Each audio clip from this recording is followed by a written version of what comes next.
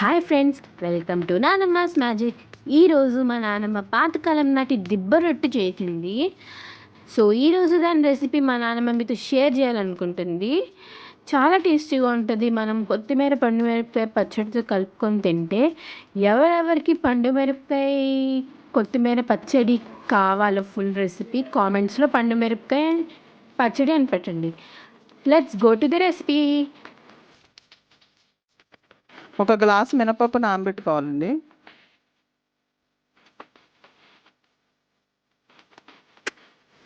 తర్వాత ఒక గ్లాసు బియ్యం నానబెట్టుకోవాలి. బియ్యం మాత్రం ఒక అరగంట నానబెట్టుకోవాలి, ఎందుకంటే రవ్వలా రుబ్బుకోవాలండి. ఎక్కువసేపు నానితే మెత్తగా పిండి అయిపోతుంది.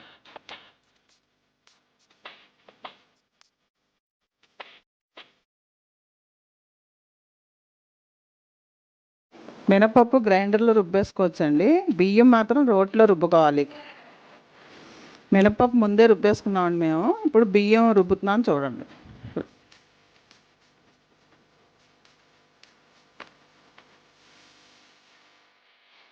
ఇలా వేసుకొని రోట్లో రుబ్బుకోవాలి.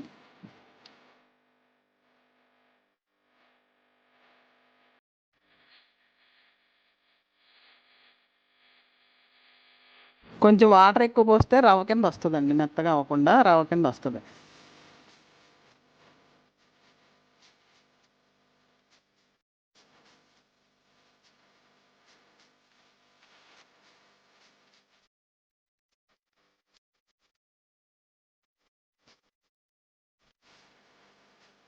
ఇదిగోండి రవ్వలా అవుతుంది, చూసారా? చూడండి ఒకసారి.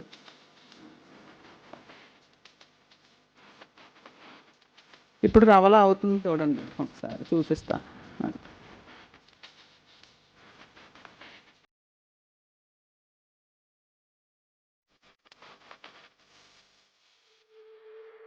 ఇప్పుడు మినపిండిలోకి ఆ రవ్వ తీసేసుకోవాలండి గిన్నెలోకి.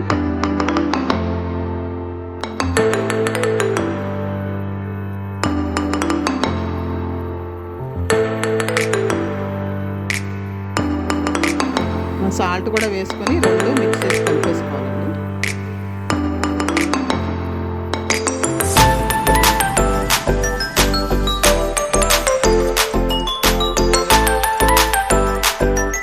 ఇలా అంతా కలిసేలా మనం కలిపేసుకోవాలి.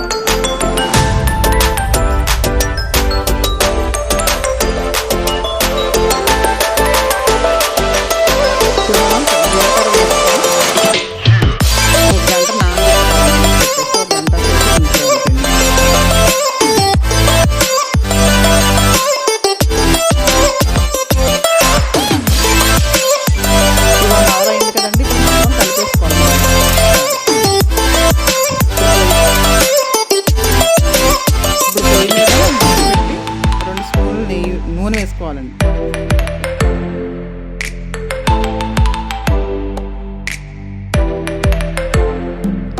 ఇప్పుడు పిండి వేసుకోవాలండి. కలిపేసుకున్నాక పిండి జీలకర్ర పూర్తిగా కలిసే వరకు కలుపుకొని మూట్లో పిండి వేసుకోవాలి.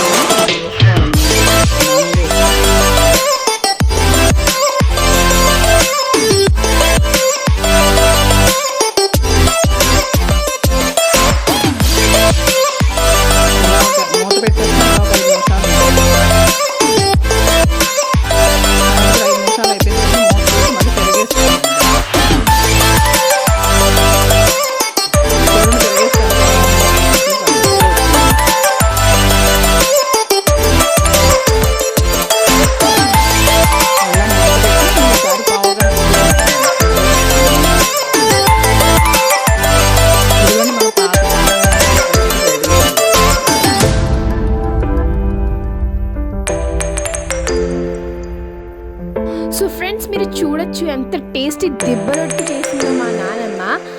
ఐ హోప్ మీకు మా నానమ్మ చెప్పిన రెసిపీ అర్థమై ఉంటుంది. ఇప్పుడు మీరు పండు మిరపకాయ కొత్తిమీర పచ్చడితో తింటే చాలా టేస్టీగా ఉంటుంది. మీరు మస్ట్ అండ్ షుడ్ ట్రై అన్నమాట. ఈ పాతకాలం నాటి దిబ్బ రొట్టు చాలా టేస్టీగా ఉంది. మా వీడియోస్ని లైక్ షేర్ సబ్స్క్రైబ్ చేసేసుకోండి. ఇంకా please support us Nanamma's magic. Bye guys.